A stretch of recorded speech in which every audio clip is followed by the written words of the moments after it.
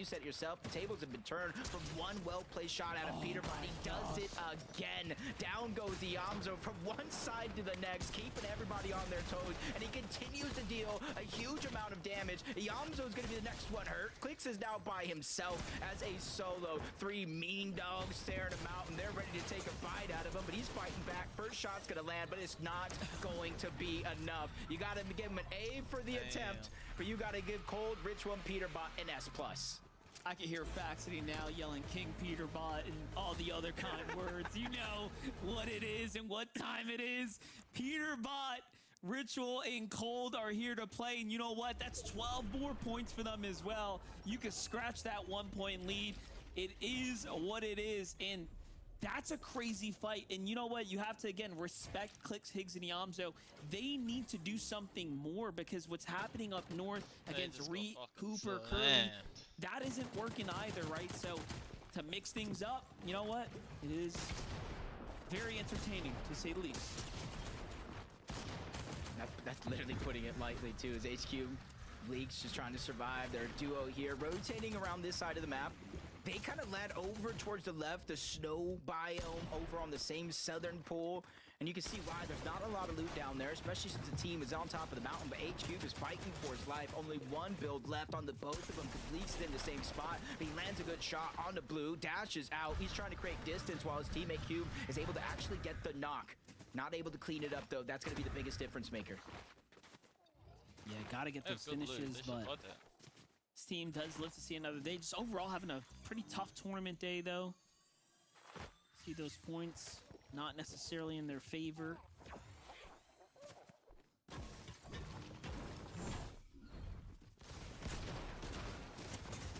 Yeah, I like this right there. He was able to get the down and just... Unfortunate enough, he knew they were right behind him. Low HP, not able to clean it up. Has to use the misform to disengage, but I do like the scrappy attempt to try to survive a fight like that, which they are going to. Shadow, or I should say Curve, Tyler, and Josh trying to fight from the southern end of Canyons Crossing on top of that mountain range. And this is where it gets a little dicey because if you haven't prepared for this fight, you are going to burn through a lot of your materials very quickly. They're just cranking up right now, but look at this slow side angle here from Curve. Oliver OG doesn't even look to claim it. He just gets down with his team, but they have control of these builds. I'm not sure what all is going down here, but Oliver OG and Blake are losing the plot right now for sure. These are not their builds. How do you end up in all of this just territory of your opponents on a single layer? But seems like they kind of re-control things for a second there. Oliver OG fighting back now. Forcing Tyler, Curve, and Josh to regroup. This is right at the edge of the Canyons Crossing, so there's going to be no one here to bail them out. There's going to be a third team. I wonder if anybody even saw them kind of lurk in, because I know they're crouched down in the distance. Trying to sneak up, trying to figure out where that opening to the cover is at. They're striking now, and they get good damage onto Josh. Tyler was already weak, so if they continue to push in, that will be the opening that they're looking for. But you hear the misform come out. They're just going to disengage on out. Blake and Diego also creating a little bit of distance so they don't get pushed out of here. But overall, the full trios up on top are going to be safe, and Curve and his trio down below are going to create some distance. Just watching it all go down. Oliver OG, Diego, Blake pushing to try to finish up what they started here. Those fresh builds, that's all the information they need right here. Protecting the back right now. Good minis, no mobility though. Kind of the give and take you kind of have landing on over this side of the map. Not as many access to some of those dash sprites. If you don't get a cape, it's almost good luck to you. As Blake and them continue to go around the outside of this map. They kind of funnel themselves downward towards Canyons Crossing, and they have one team behind them they were originally facing. There's another team, a fourth overall team on the other side of Canyons Crossing, spraying into this direction. Just make it hard for either one of these two teams down below to build confidence in this fight. Still looking though, Josh, Tyler, Curve, not here to give up just yet. Seem to have kind of regrouped, but look, no material, Jacob. Do they take the fight? Do they try to just gather elsewhere? It's almost risky to do anything. You continue to fight, third parties are there. You disengage, third parties are there. Well, guess what? There was 4 teams. Well, let me introduce you to team number 5 on the eastern side of the mountain and team number 6 to the southern side of the mountain. Might as well just converge on this location, which surprises me because you see the zone pulling all the way towards the north. You'd think players want to be proactive to try to get there, but nah. They need damage. They need eliminations. They're trying to close the gap. Oliver OG is going to be the first one dropped. Curve is going to get credit for that one, but in the blink of an eye, he gets taken down as well. Diego and Blake are forced to fight right back. Not gonna lie, you know, just moments ago I was like, yeah, no one's gonna come down to the canyons crossing. Who's gonna bail you out? And then everyone shows up. I just can't wrap my head around this. The zone's not even near this area, but somehow this has become the attraction point for team after team, and this couldn't be going down in a worse area because they all get to look down on you and put that pressure in. But hey, Diego, Oliver OG come out on top. They still catch a couple elims. So it will work in their favor nonetheless. And I think because of those two teams, basically one team winning out, the dust settling, the zone pulling towards the north, you're essentially forcing them to go their separate ways, especially being this early in the game, haven't really been able to get your loot, your resources, and everything that you need. The island this time around pulling on over to this side of the map. Kind of makes me question why King, FaZe, or PHN weren't the ones to go for it. So they kind of concede it to a whole nother team on the other side, but they're still making their way over in that direction. I think the way this game has been played out with Peterbot sneaking on over to Lone Wolf, Clicks lurking on over to Lone Wolf, they kind of are just having that double take. Maybe in the back of their mind, they're just worried about teams just hiding anywhere at all. Yeah, just kind of living in the memory of the game before. You get caught off like that, definitely will do something to you. Booga's not see visuals right there? Oh, I was going to say, okay, he's behind the mountain. But of course, that visual nameplate, I'm like, wait, was he at the tree and just glanced at him?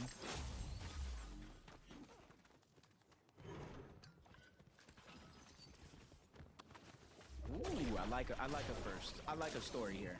Praise has the chance to qualify his first FNCS LAN. I'm here with it, along with one of the greats, Booga, Threats, and him, longtime teammates. They have the chemistry, and that's why Kelly kind of broke it down perfectly. They were kind of missing something as a part of their team. They pick up Craze, and just new life, new resurgence. Trust in Booga, the IGL. Threats, you know he can get all the damage in the world, and Craze is kind of that clutch player, the fragger that just gets him out of some tight spots like they did to close out Game 1 yesterday, or Game 6. So it definitely will be a nice little storybook finish to his year's end. Can you get that first land in the books? Almost set up the next generation for the new year to come. That would be a big deal for Craze. Coopery and Curly underneath the island right now. Plenty of teams kind of in the vicinity, but they're just going to keep a low profile, get the recharges going as they need. I'm actually surprised that Shrine is even still accessible. Probably the team down below just went straight up top, kind of gave it up, left it for free. They prioritized the medallion, but that's some superhero upgrade. That's some loot that pops out of there. And then replenishing the dashes if you used any. But the zone pulled towards the north, so instead of Kanata, Rapid, and Bolts going on the hunt for their surge on each side of the map, just kind of based up perfectly the island north of Crime City. You can kind of see the near edge of the zone there on the bottom right-hand corner, so it is pulling not only towards the north, but to the northwest overall.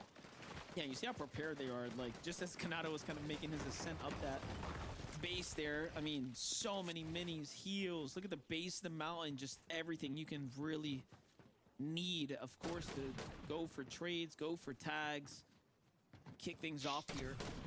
Agers, Koyo Acorn, trying to make a move right now for better positioning. They're going to be in the crossfire of Kanata.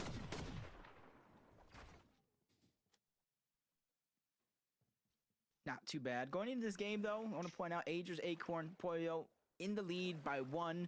But due to that Ritual, Cold, and Peter bot fight on Eclixiamzo and Higgs, they scored 12 points. So now the lead shifts back on over to Peterbot, Cold, and Ritual in motion by 11. I'm not going to be able to keep score all game long, especially as we end towards the end game, but it just goes to show how back and forth it has been, not just yesterday, today, but each and every game and each and every minute that passes throughout those games.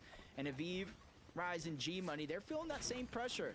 Very, very different than their counterparts at the top of the leaderboard, but they're in 4th place, 454 points so far going into this game, and they have a little bit of a cushion, about a 41-point lead over Muzz, Shadow, and Sphinx, who are directly on their heels. Yeah, I just feel like the difference for Acorn's team has been really their ability to execute high ground. They have just gotten it, held it.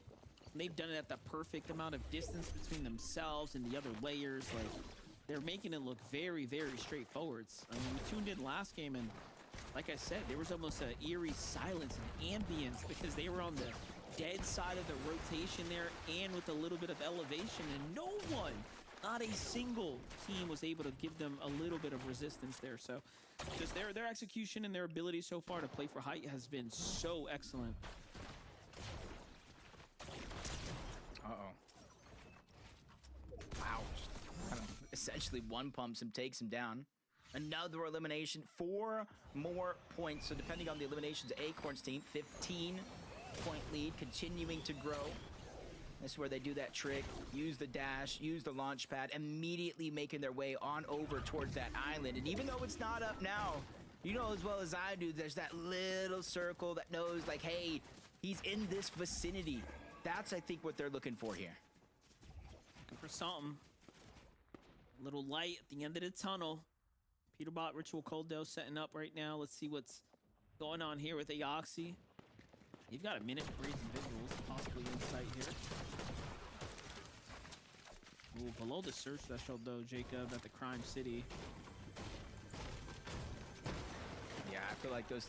Obviously, the 3 eliminations matter, but they don't matter as much as eliminations through the mid-game, because that's off spawn. That's only 300 damage. It gives you enough flexibility to rotate through some of these early zones, but when we get towards 5th, 6th, 7th zone and on, you can see that the inability to be proactive to get surge kind of hinders your game plan, takes a little bit less control away from the teams. 152 below, and it's falling further and further because now they have to continue to rotate in towards the northwestern side of the map to where, yes, they're going to get closer to some of these teams, but they're going to be on the heel of these teams where they have a little bit of advantage being able to look back, just like Visuals, Braids, and Diminish are doing.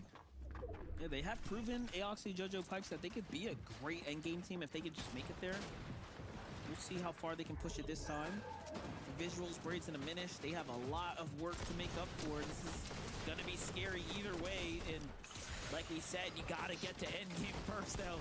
Visual, Braids, and Diminish with the excellent counter-attack there. And they win not only a boatload of damage, but look at the material refresh for them. This is really good, too, thinking about these mountains that might come into play right now. So, kind of perfect, actually. Yeah, that's a good point. I think the lobby is hoping it continues to pull west for entertainment purposes. Maybe we go north towards this mountain. Maybe we go towards the east, change the elevation, but active surge. I was thinking I heard something there with the shields being cracked. When I saw Storm Surge active, I was right to think Aoxy is kind of suffering below the damage threshold, trying to make his way in. It instantly gets deleted.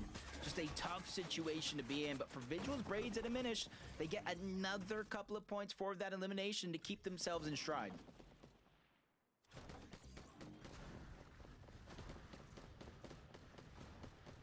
What do you think about this positioning right now? Just on the outskirts, leading with the rotate, the first to kind of actually follow the half in, half out, away from the congested spots. I think this is just what they're doing differently to everyone else that is giving them a night and day end game performance. And it's just like right in front of you. You would have thought that you could have studied that coming out of day one, but maybe you just couldn't because the lack of games. It's kind of crazy to think that they were taken out in 2 out of their 6 runs yesterday, and they still have more victory royales than the entire lobby can even fathom acquiring in a single tournament. This is just incredible stuff. But look at this highlight here as far as replays for Peterbot getting knocked out. That's revenge. Zabi took down Peterbot. Peterbot took down Neko, rotating through Lone Wolf, and now Cooper is going to be stuck by himself. He's above the damage threshold, but being pressured by multiple teams, forced towards the outside. 5-tick zone, but he's starting his med kit, but the audio visual skills spots him out and forces him to cancel before he eventually goes down to dash. The team keeping those points in-house, making sure nobody is able to steal those away. And that's a great pick-me-up. Maybe your confidence boost, Ethan. You're able to take down Cold, you're able to take down Ritual, get eliminations. They have 6 so far. It might be the second half of the day, but I talked about the life-changing amount of money that is up the leaderboard, and higher you go, the more you get. Yeah, by far the best game for them so far as performances go. Still see a little glimpse of Muzz's team still alive. Sinetto's trio under Surge, but Features, Acorn, just again, they have this high ground. They have the positioning set up. They're the first to start playing for that little bit of height here, and they're going to be the last to rotate once again and just build right on top of the next group of players. This might lead them to another victory. I mean, you're watching it potentially just roll out right before you.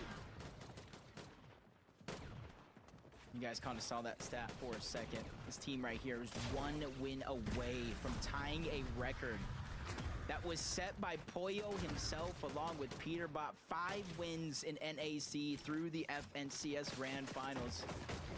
Pollo, I think, wouldn't say he necessarily plays with a chip on his shoulder, but in essence, maybe. All the shine going on over to Peterbot during their incredible and historic run through last year, and he has proven like, hey, I did that too. I was a big part of that team that found that success, and I can do it with you, or I can do it without you. Look at this, though. Ritual by himself. This is his opportunity. It's his time now to see how far can he push his team ahead. I mean, we saw Cole do, we saw Peterbot do it countless times before in previous tournaments, and Ritual has had his day in the sun, but right now in here, if they want to maintain their competitive edge for the back half of the tournament, it's about clutching up. Kanata Bolts and Rapid are doing just that too. These is big opportunities now to find some points. They absolutely need them. They want to be in contention for the Grand Championship here. Nicely done there. Great refresh, but no heavy mats being yielded out. I mean, at least Bolts is still cap, so not bad at all. The zone's going south. They got a long ways to go here. Yeah, Ritual being by himself. This is looking like a perfect scenario for a team like Kanata and them if they want to continue to rise up the leaderboard, close the gap that we were talking about in between games. But it's really all up to Ritual. Pollo, Agers, Acorn looking like they're staying alive, but their high ground kind of stolen away, but it's only for now. 8 zone, very, very early for anybody kind of cemented as their own. Ritual somehow, some way found that elimination, staying above the damage threshold. That's the most important thing here as a solo. Let's go, King. Let's see what he got. Ritual still holding on. That's definitely exciting. Booga, Craze, and Threads. How badly do they want it? They are still in this end game right now. This is surely a chip on Muzz's shoulder. Ritual looking back inside the storm. Might actually find another set of eliminations here. That's some wood builds right there. They're going to have to break through. He finds one. That's a huge knock there. And don't forget the other one's extremely weak. And players on the sides, though, he jumps into the storm. The greed kicking in right now, but he knows that he's got the misform. He's got nothing to worry about. The siphon to keep him up as well. That's 4 more points. That's 4 more points, keeping this one close between them two. We saw Peterbot clutches. We saw Cold clutches. And now we're seeing an opportunity here at a Ritual clutch as well. Oh, well, I'm not saying I cursed him, but he just went down in the feed to Batman Joe. Visuals, Braids, and a Minish. They do have the high ground. Visuals sacrificing the HP to make sure they have a cemented position in the sky through and through, but they look to the backside of zone. That's Acorn, Agers, and Pollo. A huge threat to any team in this lobby.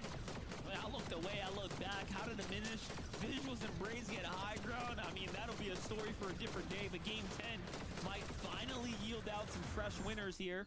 This is going up and over the mountain as well. Take a look at how far Ritual managed to push, though. He had a couple elims. He had his chance to, of course, do something big, but the edit was a miss. For that reason, he couldn't exit out fast enough. But hey, he did get placement points as he broke into top 15 there. Pollo, Agers, Acorn opting to go to low ground. This might be a signal to the rest of the lobby that they're here to get some elims here and now. We all know this is how you start to win your tournament games here. How far can you push those points? Not a Bolts Rapid still in the game right now. Being actually focused by Agers Trio across the way. Yeah, they're just full lobby focusing that team right in front, just not really wanting them to take a step forward at all, trying to cut off that path. Their time to rotate has definitely come. Poyo landing a couple of shots right before using that misform to disengage on out, making every team that was trying to beat them on the rotation pause and rethink that scenario. As they get to the front side, they go deep into the zone, build some boxes, throw the Medmus smoke down. It's a sacrifice they're willing to make because now they have priority over every one of these teams. Right below them is Kanata's trio once again just looking up, getting a couple little chip damage in there, but Bugha's team is also giving them something to think about. But it's the mountain that's kind of playing its course here. Look at how they're starting to get suffocated out, losing a little bit of that mobility, not too much flexibility to rotate through. They're gonna have to go up vertically here. Agers, Acorn, Poyo found another elimination, couple mats here to take on the road, but Bolts and Kanata are still in this game here. Bolts has just been the MVP of this trio, and he is proving why.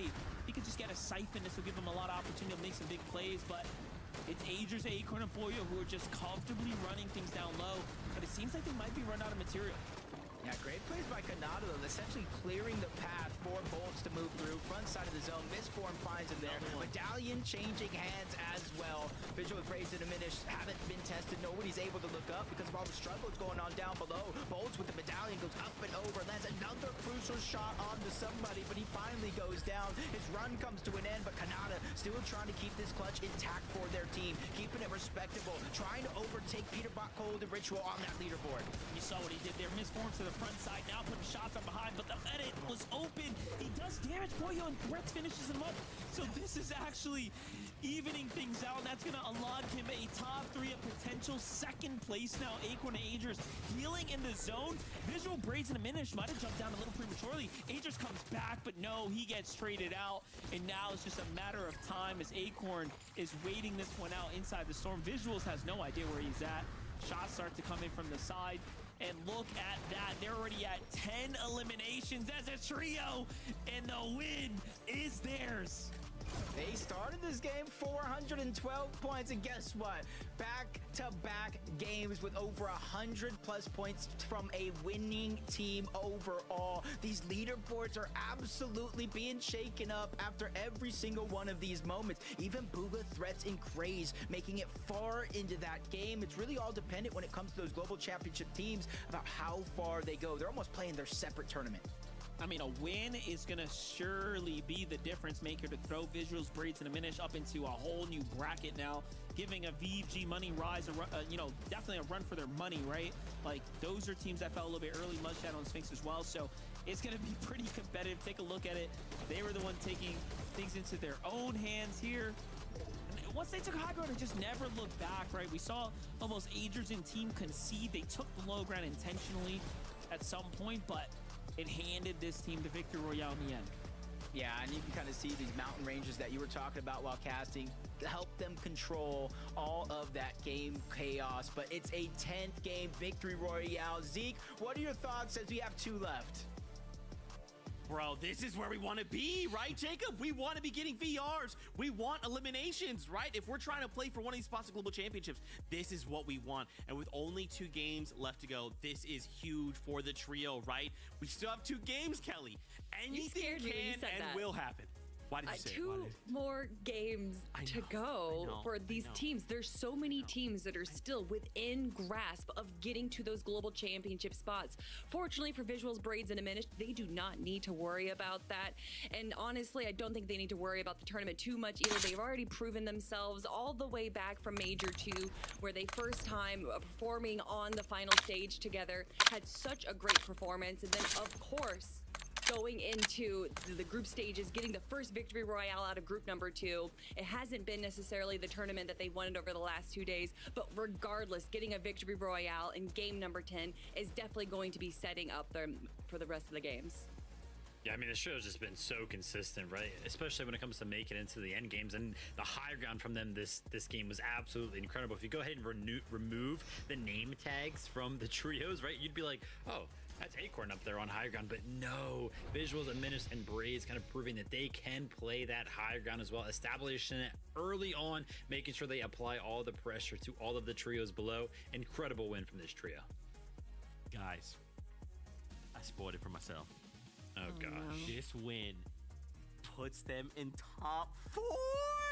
The standings after this break don't go anywhere.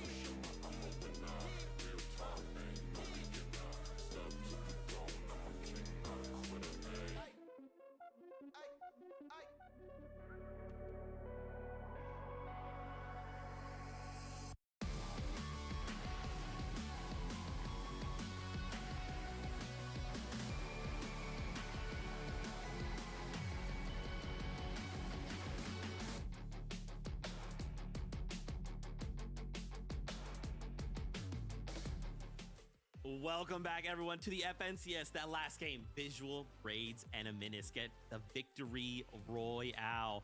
Now finding themselves in the top 4. Now, remember, they already have a qualifying spot. That's fine. We're also playing for money here, right? Them finding themselves up on the leaderboard also potentially means we could be sliding one spot further down for a potential qualifying spot.